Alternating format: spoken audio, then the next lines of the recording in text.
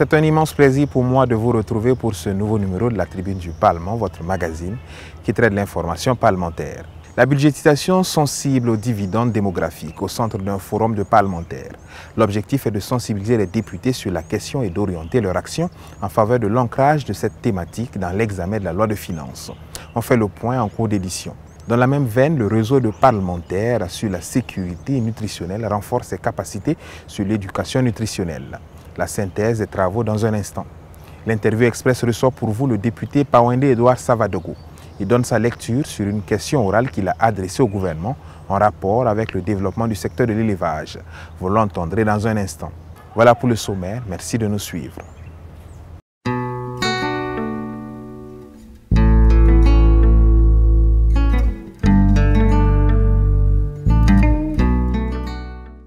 Pour ce début de mois de septembre, la tradition a encore été respectée au sein du Parlement. Députés, personnel de l'administration et de la sécurité, avec à leur tête le chef du Parlement himself, arborant fièrement leur tenue traditionnelle, ont procédé à la montée des couleurs nationales.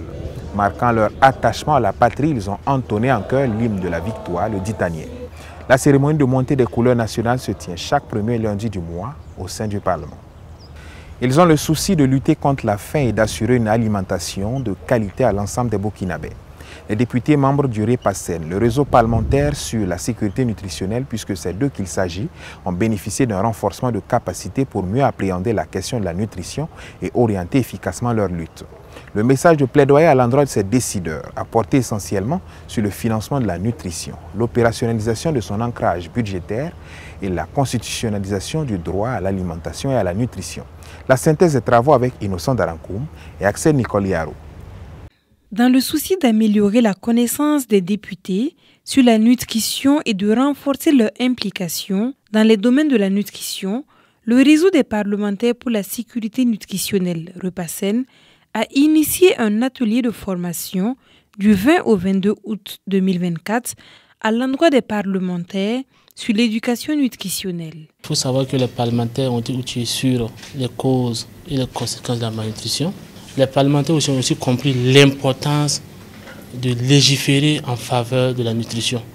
Comme on le dit, lorsqu'on parle de groupes vulnérables, on pense aux enfants, aux femmes enceintes, aux personnes âgées. Et nous qui sommes là, plutôt des personnes âgées, donc c'est toujours mieux d'avoir une politique nutritionnelle qui va vraiment contribuer à lutter contre la malnutrition au niveau de ces cibles-là. Les parlementaires savent qu'il faut aussi travailler à un bon budget en faveur de la nutrition, et parce que lorsqu'on parle de politique, il faut avoir des mesures d'accompagnement. Cet atelier est réalisé grâce à l'appui financier du réseau de la société civile pour la nutrition, Réseau NUT, à travers le programme Right to Grow. Cette initiative est beaucoup appréciée au niveau de la société civile. Si les parlementaires, à travers le REPASSEN, ont pris conscience de la question, de l'importance de la nutrition pour le développement d'un État et veulent s'outiller davantage pour mieux jouer leur rôle, nous, le consortium Right to Grow à travers le réseau, nous ne demandons que ça et nous ne pouvons que les accompagner. L'objectif global de cet atelier de renforcement de capacité vise à faire acquérir aux parlementaires des connaissances sur les thématiques en lien avec la nutrition, en particulier sur les causes et les conséquences de la malnutrition, les besoins nutritionnels et les groupes d'aliments, l'importance et l'utilisation des produits maraîchers et des produits forestiers non liés, entre autres. Un dialogue politique sur la budgétisation sensible aux dividendes démographiques a réuni des experts de la Commission économique des Nations Unies pour l'Afrique et des députés membres de la Commission du genre, de la santé, de l'action sociale et humanitaire et ceux de la Commission des finances et du budget, le 26 août dernier à Ouagadougou. Ce cas d'échange a permis de doter les parlementaires d'outils nécessaires pour mieux appréhender la budgétisation sensible aux dividendes démographiques en vue d'orienter ces décideurs à l'ancrage de cette pratique budgétaire dans l'examen du projet de loi de finances. On fait le point avec Innocent Darankoum et Agada Judith Chimadi. L'Afrique subsaharienne présente le taux de croissance démographique le plus élevé au monde selon l'ONU, d'où l'existence d'une pertinente politique de budgétisation sensible aux dividendes démographiques, objet d'une rencontre entre parlementaires et experts de la Commission économique des Nations Unies pour l'Afrique, la CEA. Il y a un acteur clé dans ce processus, c'est l'Assemblée législative de transition, donc qui a un rôle législatif. C'est pourquoi nous avons décidé de les impliquer, d'abord en renforçant leurs capacités sur cet outil. Et ensuite, en développant ce plaidoyer pour qu'à l'occasion du processus d'adoption du budget, qu'ils puissent être au devant pour pouvoir défendre des allocations budgétaires plus importantes au renforcement du capital humain. Il est indéniable que cette rencontre présente un enjeu majeur pour le processus législatif. Lorsqu'on sait que le dividende démographique, c'est réellement une force pour notre pays qui a beaucoup d'habitants et il fallait que nous puissions voir comment intégrer les besoins réels de cette population. C'est mettre l'accent sur la population d'une part et également sur les besoins spécifiques d'être en termes de santé, en termes d'éducation, en termes de création d'emplois de cette population, pouvoir prendre tous ces schémas en compte pour un développement harmonieux du Burkina Faso. Les participants sont persuadés que l'intégration du dividende démographique dans le budget national est la clé d'une croissance économique rapide à l'image des pays d'Asie et du Sud-Est.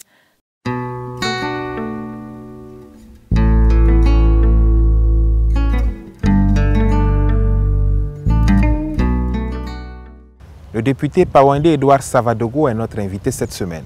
Il a interpellé le gouvernement sur les dispositions prises pour garantir une amélioration de la contribution du secteur de l'élevage au produit intérieur brut et pour parvenir à un meilleur encadrement de ce secteur en vue de minimiser les conflits entre agriculteurs et éleveurs. Cela en faveur d'une question orale avec débat. Nous l'avons reçu à cet effet pour en parler et donner sa lecture par rapport aux réponses apportées. Il est au micro de Salimata Gaëla Baro. Bonjour Nora. Bonjour. Vous avez adressé une question orale avec débat au gouvernement. Dites-nous quelles ont été concrètement les différentes préoccupations que vous lui avez adressées. Essentiellement, les questions qui ont été posées, elles sont au nombre de 5. La première a trait un peu à l'apport de l'élevage au PIB. Et la seconde était de voir quels sont les mécanismes que le gouvernement a entrepris pour limiter les conflits agriculteurs-éleveurs. Et la troisième question se rapportait à la suggestion, ou en tout cas l'interrogation, de voir est-ce qu'il n'y a pas lieu de passer de l'élevage extensif à l'élevage intensif. Et la quatrième question faisait référence un peu à la gestion des animaux qui sont saisis au niveau des fourrières. Et enfin, la cinquième question, elle faisait référence un peu aux soins, on va dire, endogènes que les éleveurs donnent ou offrent aux animaux à travers la coupe de certaines plantes, que ce soit les racines ou les écorces, qui, au regard du Code de l'environnement en ces articles 266, sont punis par la loi. Et pourquoi donc il était nécessaire pour vous de questionner le gouvernement sur ces sujets-là? Il était nécessaire de questionner le gouvernement parce qu'actuellement, on voit que avec la crise sécuritaire, la pression démographique, il y a véritablement une pression où, en tout cas, l'activité de l'élevage est rendue difficile. Et en témoignent certaines sorties de nos animaux vers des pays étrangers où les éleveurs sont plus à l'aise en termes de pâturage. Et les réponses apportées par le gouvernement ont-elles été satisfaisantes? Les réponses apportées par le gouvernement nous ont rassurés sur un certain nombre de points. Et ça nous a permis aussi de voir que le gouvernement fait des efforts et a entrepris des démarches pour véritablement permettre à ce que l'élevage puisse contribuer au produit intérieur brut. Est-ce qu'il y a eu des recommandations, que ce soit à votre niveau ou au niveau de vos collègues députés, quant au renforcement du secteur de l'élevage et de l'agriculture au Burkina Faso? Nous avons exhorté le gouvernement à prendre la teneur des différents textes qui encadrent le domaine, que ce soit de l'élevage ou de l'agriculture, et voir les dispositions pertinentes et les mettre en pratique. Et avec l'offensive agro-silvopastorale, nous avons demandé à ce que véritablement les projets là soient suivis afin que nous puissions avoir du résultat. Il y a également aussi la recommandation à l'endroit du gouvernement à œuvrer à ce que nous puissions retrouver la sécurité, la pleine sécurité, pour encourager et permettre à nos populations, à nos compatriotes qui sont sortis du territoire avec le cheftel, à revenir et s'installer et à pouvoir revenir pratiquer leur activité comme il se doit.